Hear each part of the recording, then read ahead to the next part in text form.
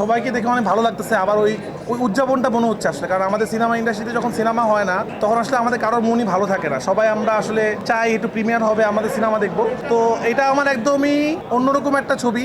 এটা আমার web film. আপনারা জানেন আমি সিনেমার পাশাপাশি ওয়েব ফিল্ম বানাই। এটা তুফানের আগেই আমার নির্মাণ করা, এবং আমি চিন্তা করছিলাম যে আসলে আমি এই ছবিটাতে এমন দুজন কাস্টিং করতে চাই যারা একসময়কার অনেক বড় স্টার ছিল, যারা অনেক জনপ্রিয় ছিল, যারা এখনও কাজ করছে। তা আমরা ওই সময়কার একটা জনপ্রিয় জুটিকে নিয়ে কাজ করার চেষ্টা করেছি, ইমন এবং সারিকা। এবং আমার চ্যালেঞ্জ ছিল যে এই দুজনকে আসলে নতুন করে কিছুটা আবিষ্কার করবো আর। তো যারা তুফান দেখেছেন, যারা মায়া দেখবেন, এটা যদিও ওয়েব ফিল্ম, ছোট আকারে সিনেমা, কিন্তু আমি একটু অন্য ধরনের সিনেমা বানানোর চেষ্টা করেছি। এটা খুবই মানবিক গল্প, একদমই অন্য ধরনের গল্প, এবং যে গল্প দেখলে কখনো আপনি ইমোশনাল হবেন, কখনো আপনি আবেগ প্রমাণিত হবেন, আপনার পাশে অনেক কিছুর সাথে মিল পাবেন এই ছবির গল্প আর কি। আমি এতটুকু বলতে পারি, আপনার নতুন একজন ইমনকে পাবেন, নতুন একজন সারিকাকে পাবেন আপনারা ইনশাআল্লাহ।